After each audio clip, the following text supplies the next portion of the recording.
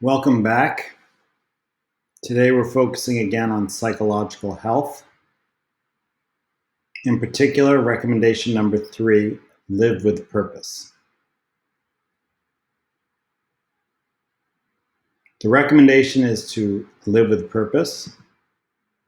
This comes from a clinical study that showed the stronger a person's sense of life purpose, the greater the risk of the stronger the sense of life purpose, the lower the risk of premature death.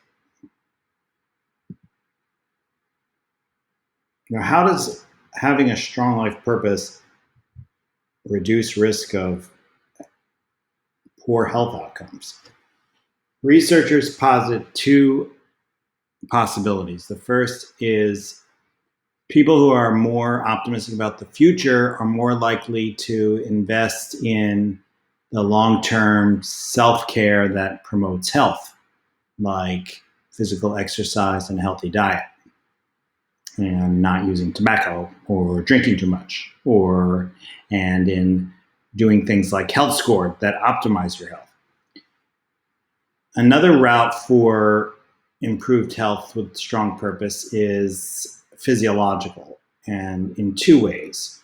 People with strong purpose have less inflammation. Inflammation is one of the main common pathways for all chronic disease and illness. And having strong life purpose has been demonstrated to downregulate expression of pro-inflammatory genes and cytokines.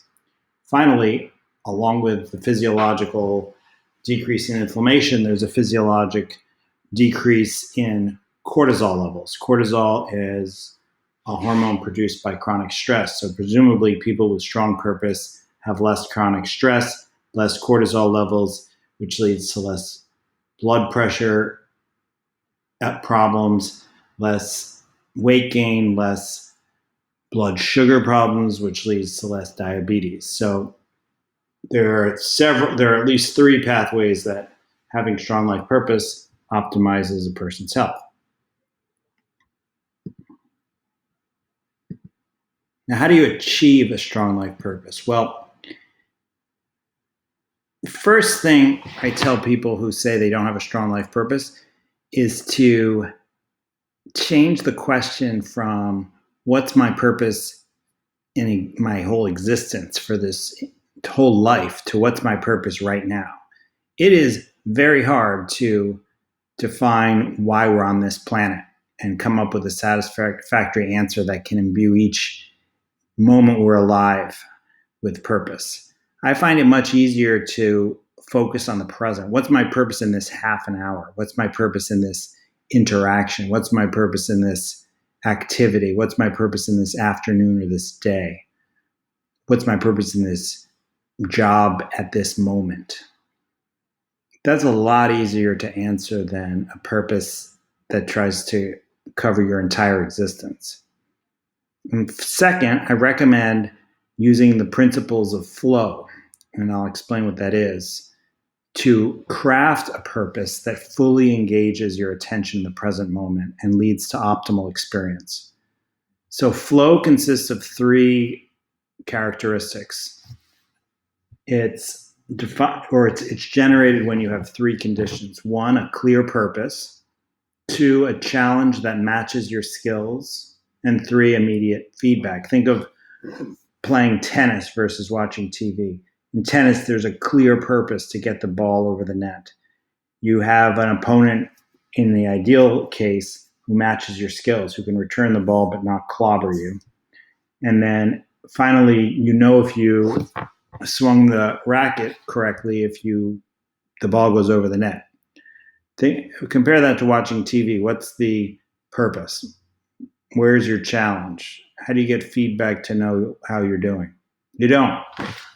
And it's not considered a likely avenue for purpose and for flow, whereas active leisure certainly is. This is the book that says everything. It's by Mihaly Csikszentmihalyi. I strongly recommend you read it or listen to an audiobook. And listen to the audiobook. So there are several other ways published in the literature for improving a sense of or feeling greater purpose in life. Volunteering is an activity that's been shown to improve life purpose. Therapy has also been shown, well-being therapy has been shown to help improve life purpose. To find a therapist in your area, I recommend you go to your insurance website and see who's covered in your network. You're also welcome to go to this link, which I provide in the resource section of this course. This is a constantly updated link of reviews of therapists seen by my patients in San Francisco. Many of them are doing telehealth, these therapists, so many of them will be able to see you even if you're not living in San Francisco. And then finally, mindfulness meditation has been shown to improve a sense of life purpose. I personally do 10 minutes a day of guided meditation. Probably my favorite intro to meditation is the Calm app, which gives you a 30-day program, 10 minutes at a time. Another favorite is Meditopia. So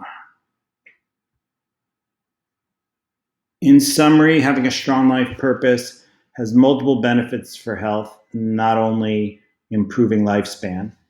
It can be achieved by structuring each moment to have purpose using the principles of flow, having a clear purpose with a challenge that matches your skills where you receive feedback, volunteering, well-being therapy, and mindfulness meditation have also been proven to help give you a sense of purpose in the moment.